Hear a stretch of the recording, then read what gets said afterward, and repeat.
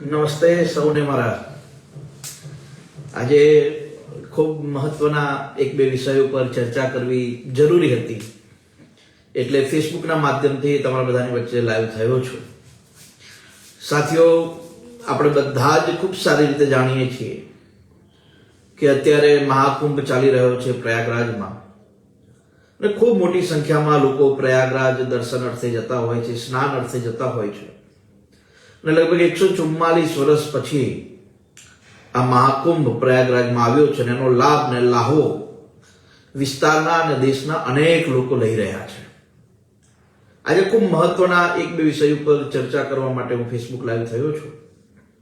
આપણે બધા જાણીએ છીએ કે છેલ્લા 3-4 દિવસથી વિરમગામ શહેરમાં ખૂબ મહત્વની બે એવી યોજનાઓના લાભ આપણને મળ્યા છે, અને આ લાભના કારણે લગભગ 9.42 કરોડ રૂપિયા આપણા વિસ્તારની વિરમગામ શહેરમાં ખર્ચાશે.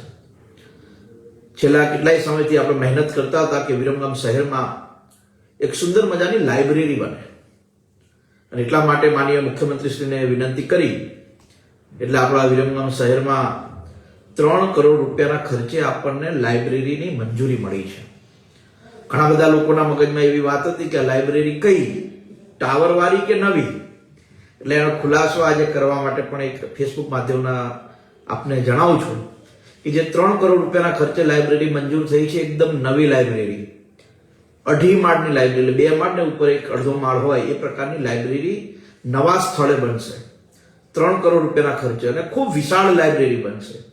જે લાઇબ્રેરીની અંદર સરકારી નોકરીની તૈયારી કરતા યુવાનો હોય એને પણ લાભ મળશે. જે યુવાનો સરકારી નોકરીની અંદર પોલીસ, ક્લાર્ક, સચિવાલય, જીપીએસસી, યુપીએસસીની તૈયારી કરતા હોય એવા યુવાનો ત્યાં રહીને ભણતર કરી શકે, વાંચી શકે, અને અમદાવાદના ધક્કા ન ખાવા પડે એ પ્રકારે આપણે 3 કરોડ રૂપિયાની લાઇબ્રેરી મંજૂર કરી છે. ઘણા બધા લોકો એવું કીધું, હાર્દિકભાઈ, તો આપણે જે ટાવર બની ગયું છે ત્યાં શું આયોજન છે? તો તમારા બધાના ધ્યાને મૂકવું કે આપણું જે ટાવર છે એમાં એક લાઇબ્રેરી હતી, પણ એ લાઇબ્રેરી માત્ર પેપર વાંચવા માટે, એટલે કે ત્યાંના વડીલો, ત્યાંના સિનિયર સિટીઝનો ત્યાં આવે, પેપર વાંચે એ પ્રકારની લાઇબ્રેરી પહેલા આપણા ટાવરના ચોકમાં, એટલે કે ટાવરની અંદર હતી. પણ અત્યારે જે લાઇબ્રેરી બને છે તો બહુ મોટી વિશાળ લાઇબ્રેરી બને છે, જેની અંદર તો હજારો પુસ્તકો હશે. એની અંદર તમે જ્ઞાનના માધ્યમથી, શિક્ષણના માધ્યમથી તમે સરકારી નોકરીની તૈયારી કરો એવી લાઇબ્રેરી બનવાની છે. ટાવરની અંદર જે નાનું પુસ્તકાલય બનશે એમાં તો પેપર તમે વાંચી શકો, સારા મેગેઝિન વાંચી શકો, સારી નોવેલ વાંચી શકો, એ પ્રકારનું ટાવર, જે વર્ષો જૂનું ટાવર આપણે વિરમગામની અંદર હતું, એને રિનોવેટ કરીને એને આપણે ડેવલપમેન્ટ કરાવવાનું કામ અત્યારે કરાવી રહ્યા છીએ. બીજો એક મહત્વનો મુદ્દો કે 6 કરોડ 42 લાખના ખર્ચે એક તળાવના ડેવલપમેન્ટ માટે પણ સરકારે પૈસા ફાળવ્યા છે. હવે આ જે પંચમુખી હનુમાન મંદિર વાળો જે વિસ્તાર છે, લગભગ 50-60 સોસાયટી આ વિસ્તારમાં છે, જે ઝાલાવાડી સોસાયટી છે, જીગર સોસાયટી છે, ગુરુકૃપા સોસાયટી છે, એની પાછળ એક મેલડી માતાનું મંદિર છે, અને એની બાજુમાં એક તળાવ આવેલું છે, ઘણું મોટું તળાવ છે.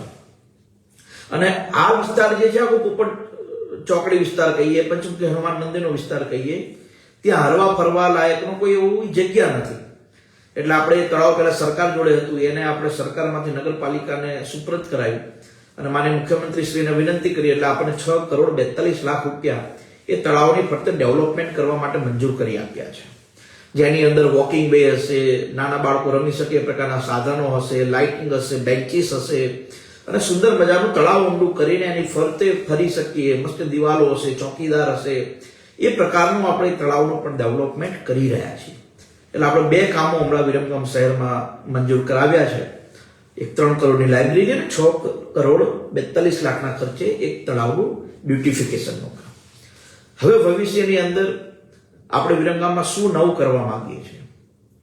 હવે આપણે વિરમગામની અંદર જો કોઈ મહત્વનું કામ કરવાનું હોય તો એ સ્પોર્ટ્સ કોમ્પ્લેક્સ લાવવાનું એક આયોજન થોડા દિવસમાં કરી રહ્યા છીએ. અને બીજું કામ, આપણે વિરમગામની ફરતે જે કોર્ટ છે અને જે 4 દરવાજા છે, એ 4 દરવાજા અને કોર્ટનું પણ પુનઃનિર્માણ થાય એ પ્રકારની રજૂઆત માનનીય મુખ્યમંત્રીશ્રીને કરીને એનું કામ ઝડપથી મંજૂર થાય એ દિશામાં પણ અમે આગળ વધી રહ્યા છીએ. બીજું એક મહત્વની વાત છે, થોડા દિવસ પહેલા પેપરમાં અને એક સરકારે ફરિયાદ કરી કે વિરમગામમાં એક ડાંગરનું કૌભાંડ થયેલું છે. ઘણા બધા લોકો ફેસબુકમાં અને વોટ્સઅપમાં પેપરના કટિંગો મૂકતા હોય છે કે સરકારની રહેમ નજર હેઠળ કૌભાંડ થઈ ગયું. મારે એ બધાના ધ્યાને થોડુંક મૂકવું છે કેમ કે ઘણા ગામડાના માણસો હોય, ઘણા નિર્દોષ માણસો હોય, એને હકીકત ખબર ના હોય. જે કૌભાંડ ડાંગરની અંદર થયું છે એની ફરિયાદી સરકાર પોતે જ બની છે. એટલે કે વિરમગામના મામલતદાર જ એના ફરિયાદી બન્યા છે, એટલે સરકાર જ એની ફરિયાદી બની કહેવાય. અને જે પણ કંઈ આરોપી છે એમાંથી લગભગ 6 કે 7 આરોપી તો સરકારી ત્યાં ગોડાઉન મેનેજર ને ગોડાઉન પર કામ કરતા લોકો છે, અને એક કોઈ સુફિયાન કરીને છે. એટલે ટોટલ 7-8 લોકો છે એવા આરોપી. એમાંથી 3-4 લોકોની ધરપકડ થઈ છે અને 5-1 જણા બાકી છે.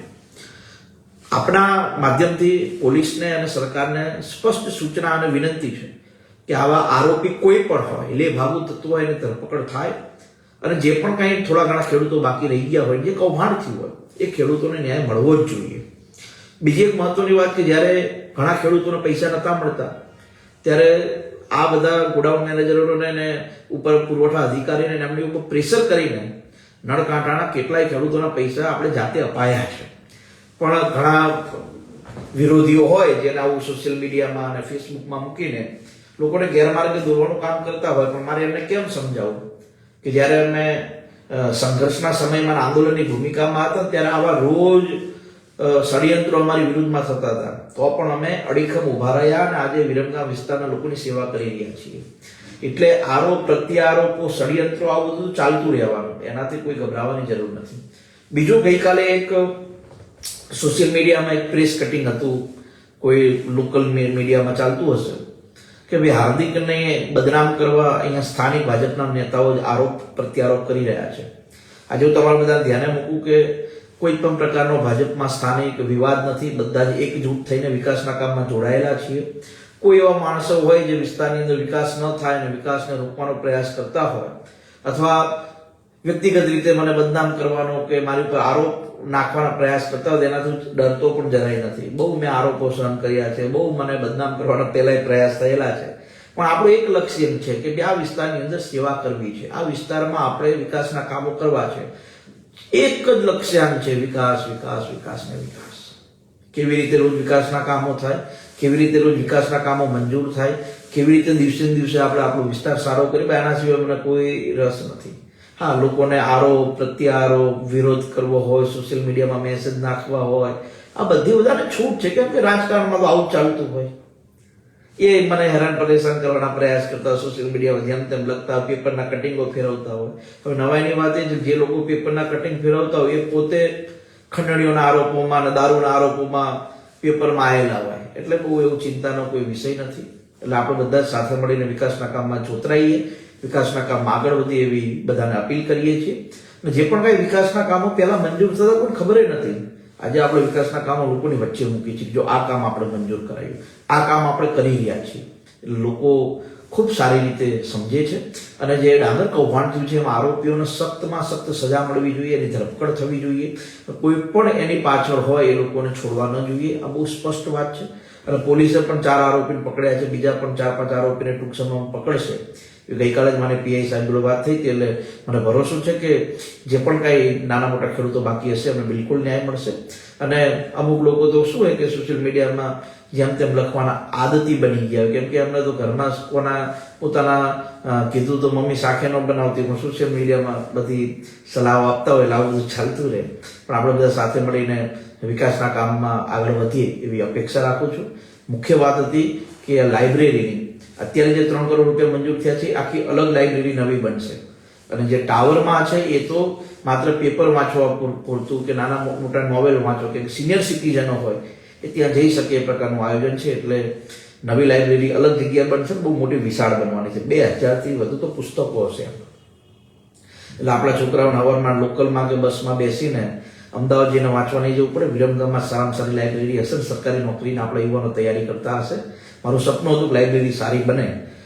વિરમગામમાં તો સરકાર 3 કરોડના ખર્ચે બનાવવાનું આયોજન કરી રહી છે. માંડલમાં અમે 20 લાખ રૂપિયાના ખર્ચે નાની લાઇબ્રેરી બનાવીએ છીએ અને દેત્રુજમાં પણ એક લાઇબ્રેરી બનાવીએ છીએ. એટલે આપણા યુવાનો ભણી ગણીને ખૂબ આગળ વધે એ પ્રકારનું આયોજન આપણે કરી રહ્યા છીએ.